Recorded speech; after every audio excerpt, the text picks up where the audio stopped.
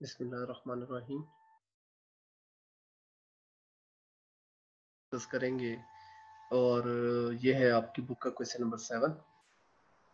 Question number 7 के अंदर जिस तरह कि हमने पिछले क्वेश्चन में भी देखा था कि पिछला बिल अगर हम डिसऑनर करवा लें और कैंसिल करवा के हम एक नया बिल बना लेते हैं, अगर इसी तरीके से दोबारा जो ड्रॉई है वो पे करने की पोजीशन में ना हो तो हम क्या करते हैं, हम उसका पहले वाला बिल कैंसिल करके कुछ इंटरेस्ट की अमाउंट उसके अंदर डालकर उसे अदा कर देते हैं। जो आज हमने क्वेश्चन करना है इसमें एक चीज आपके नॉलेज में इजाफा करेंगे और वो है नोटिंग चार्जेस। लेकिन ये एक ऑफिशियल डॉक्यूमेंट है जो बिल ऑफ एक्सचेंज है। इस पर अगर वो डिसऑनर हो जाता है तो नोटिंग चार्जेस पे करना होते हैं और नोटिंग चार्जेस पे वो करता है एट द एंड जिसके पास वो बिल होता है, मतलब बिल का जो होल्डर है।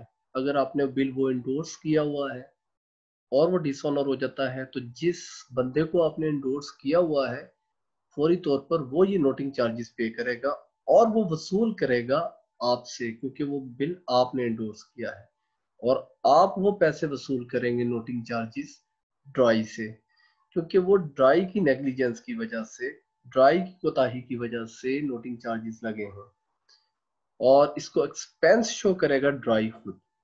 आज हम एक क्वेश्चन करते हैं इसी तरीके का जिसमें हम ये नोटिंग चार्जेस को भी डिस्कस करेंगे बिल ऑफ एक्सचेंज के हवाले से। जी, आपकी बुक का क्वेश्चन नंबर है 7। इसको हम पढ़ते हैं, जरा ध्यान से इसको समझना है आपने। ए ओज बी अ सम ऑफ 6000। ओज एक्चुअली इंग्लिश का वर्ड है और इसका जो उर्दू लफ्जी मतलब है वो है वाजिबुल अदा। ए पर वाजिबुल अदा है बी की तरफ से। अ सम ऑफ 6000 मतलब ए ने अदा करने हैं 6000 रुपया बी के। हम साथ ही एग्जाम्पल भी ऐड कर लेते हैं, स्टार्ट कर लेते हैं ताकि आपको समझने में आसानी हो। हम सपोज करते हैं कि ए जो है वो परचेजर है और बी जो है वो सेलर है।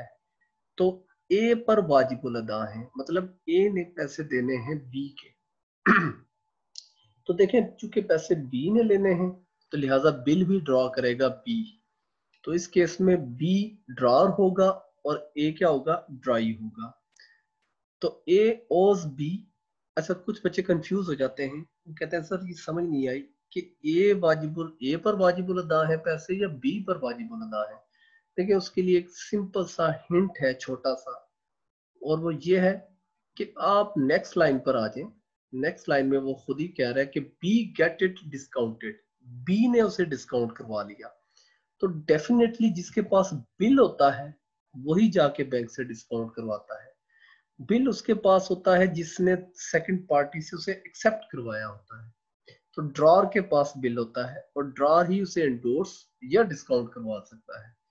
तो अगर आपको ये समझ ना आ रही हो कि किस पर वाजिबुल अदा है, इस केस में देखें ए पर वाजिबुल अदा है 6000 रुपया। ए ने पे करने हैं बी को और बी एक बिल ऑफ एक्सचेंज लिखता है और बिल ऑफ एक्सचेंज भिजवाता है ए के पास कि आपने जो मेरे 6000 देने हैं आप इस बिल को साइन कर दें और इस बिल के ऊपर ये मैंने अमाउंट लिख दी है 6000 की, आपने ये 6000 मुझे पे करने हैं आफ्टर 3 मंथ्स। मेच्योरिटी भी साथ लिख दी कि 3 महीने के अंदर आपने ये मुझे पे करने हैं। तो देखें सवाल के अंदर वो कह रहा है 1 जनवरी को ही accept the bill for 3 month drawn on him by B. B ने ड्रॉ किया, ए ने उसे एक्सेप्ट किया। बी ने गेट इट डिस्काउंट करवा लिया बैंक से, कितने में, 5800 में। 6000 रुपए का बिल था, 5800 रुपए में डिस्काउंट करवाया है तो 200 रुपए की डिस्काउंट काटी है, इसका मतलब है बैंक ने। अच्छा, on the due date the bill is dishonour. जब 3 महीने पूरे हो गए बिल डिसऑनर हो गया। डिसऑनर का मतलब है कि ए ने वो बिल पे नहीं किया। चूंकि वो बिल बी डिस्काउंट करवा चुका है बैंक से तो लिहाजा वो बिल इस वक्त बैंक के पास है। तो नेक्स्ट लाइन में देखें वो क्या कह रहा है, the bank pays 50 as a noting charges. Bank ने वो 50 रुपए नोटिंग चार्जेस के पे किए हैं। अब जरा यहाँ पे ध्यान रखना है कि बैंक को वो बिल किसने दिया है, बी ने। बैंक ने वो पैसे वसूल करने हैं 50 रुपए नोटिंग चार्जेस के मिस्टर बी से और बी ने वो पैसे वसूल करने हैं मिस्टर ए से। एक्चुअली ये जो एक्सपेंस है 50 रुपए का, ये बी का एक्सपेंस नहीं, ये ए का एक्सपेंस है, क्योंकि ए फेल हुआ है पैसे अदा करने में ड्यू डेट पर। लिहाजा ये एक्सपेंस भी शो कौन करेगा? ए ही शो करेगा, बी इसको एक्सपेंस शो नहीं करेगा। ये हम जब क्वेश्चन सॉल्व करेंगे तब मैं दोबारा समझाऊंगा आपको। उसके बाद आ गया ए पे 1600। ए के पास 1600 रुपया पड़ा था, उसने वो 1600 रुपया अदा कर दिया कि ये 1600 रुपया तो पकड़े, बाकी जो है उसका एक बिल बना लें and accept another bill for 2 months for the amount due. जितनी अमाउंट बाकी बची है प्लस इंटरेस्ट, 50 रुपए का उसके अंदर इंटरेस्ट भी ऐड कर रहे। तो एक नया बिल पास हुआ। नया बिल जो सा है वो उसने एक्सेप्ट कर लिया है ए ने, और on the due date bill is honoured by A. A ने ड्यू डेट पर, दूसरे बिल की ड्यू डेट पर वो बिल अदा कर दिया है, उसके पैसे पे कर दिए हैं। अब हम इसको चेक करते हैं एग्जाम्पल की मदद से, इसको सॉल्व करते हैं ये डायग्राम की मदद से। तो जी ये वाजिबुल अदा था। उसके बाद आगे चलते हैं, जर्नल एंट्रीज क्या पास करेंगे मिस्टर बी और मिस्टर ए। देखिए इसमें सेल परचेज नहीं है, इसमें सवाल स्टार्ट ही वाजिबुल अदा से हो रहा है, तो हम सेल की एंट्री पास नहीं करेंगे बल्कि सीधा बिल की एंट्री पास करेंगे जो एक्सेप्ट किया है ए ने। जब ए बिल एक्सेप्ट करेगा तो बिल पेएबल की लायबिलिटी बनाएगा और बिल भेज देगा किसके पास?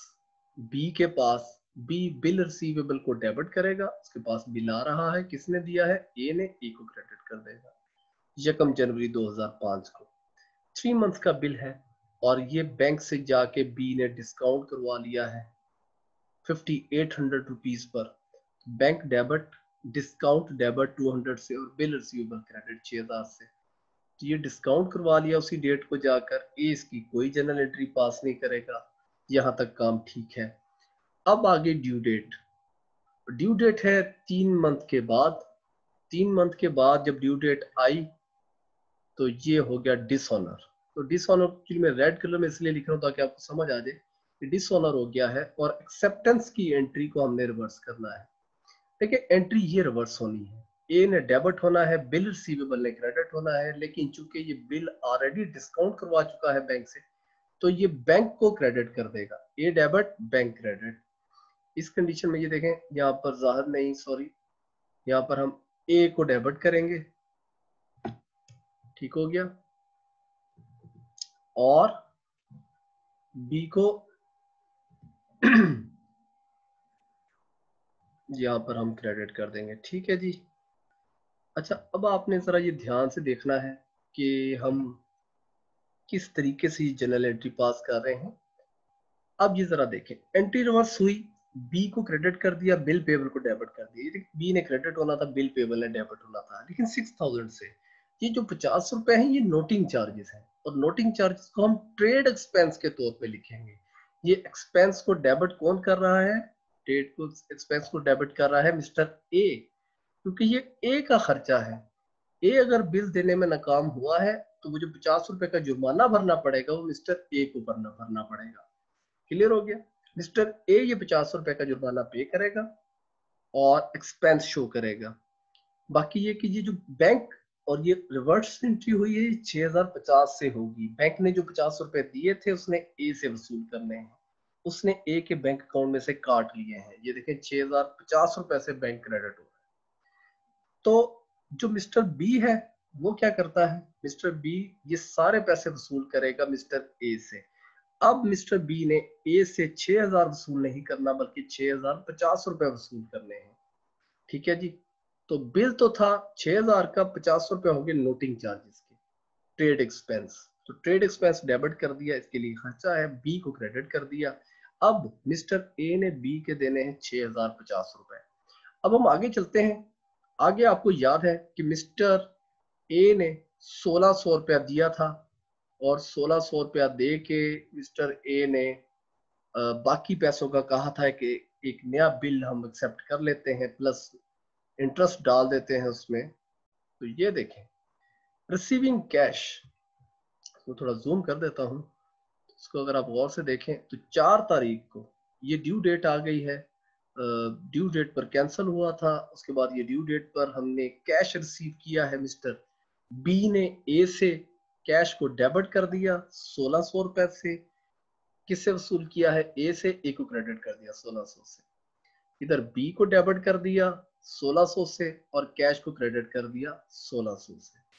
ठीक है जी, ये तो 1600 रिसीव करने की एंट्री आ गई। और से देखिएगा, ए ने दिए हैं 1600, ए कैश को क्रेडिट कर रहा है। बी ने लिए हैं 1600, बी कैश को डेबिट कर रहा है। किससे लिए हैं? ए से। और इसने किसको दिए हैं? बी को दिए हैं। उसके बाद आ गई इंटरेस्ट की एंट्री।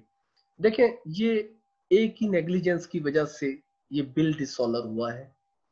ए कहता है कि एक नया बिल पास करें जिसमें 50 रुपए का इंटरेस्ट ऐड करें। ये ए के लिए एक्सपेंस है, जबकि ये बी के लिए क्या है? इनकम है 50 रुपए की। तो एक और एंट्री पास करेंगे, उसमें हम देखें इनकम शो कर रहे हैं मिस्टर ए के लिए, मिस्टर बी के लिए, और मिस्टर ए के लिए इसको एक्सपेंस शो कर रहे हैं 50 रुपीज का। अब जो नया बिल पास होना है वो किस अमाउंट से होना है, वो जरा ये मुलायजा कीजिएगा। 6050 जो कि पहले वसूल करना था मिस्टर बी ने मिस्टर ए से, उसमें से 1600 रुपए कैश रिसीव कर लिया, उसे माइनस कर दें और 50 रुपए का इंटरेस्ट उसके अंदर ऐड कर दें। ये जरा दोबारा समझिएगा, ये एक्चुअली 6000 रुपए का बिल था जिसमें 50 रुपए के नोटिंग चार्जेस ऐड हुए। अब मिस्टर बी ने ए से लेने थे 6050। मिस्टर ए ने 1600 रुपया कैश भिजवा दिया। ये देखो, कैश सेंड कर दिया। जब 1600 का कैश आ गया, उसको माइनस कर दें 6050 में से, प्लस 50 रुपए का उसने कहा कि इंटरेस्ट ऐड करके एक नया बिल बना ले। तो इंटरेस्ट की एंट्री जब हमने ऐड की है तो 50 रुपए इसके अंदर ऐड हो गए, तो ये बने 4500 रुपया। तो एक नया बिल जो होगा, जो नया बिल एक्सेप्ट किया है मिस्टर ए ने, वो कितने का किया है? 4500 का।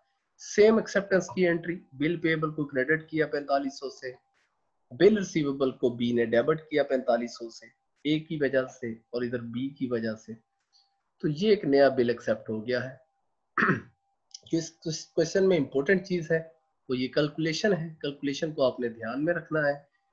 ध्यान से, 6000 रुपए का पिछला बिल था, 50 रुपए के नोटिंग चार्जेस डाले, 6050 रिसीव करना था ए से, ए ने 1600 दे दिया, वो माइनस कर दें, और 50 रुपए का इंटरेस्ट उसने कहा कि इसमें ऐड करके एक नया बिल बना लें। ये समझाने के लिए मैं दोबारा आपको क्वेश्चन की तरफ ले चलता हूँ।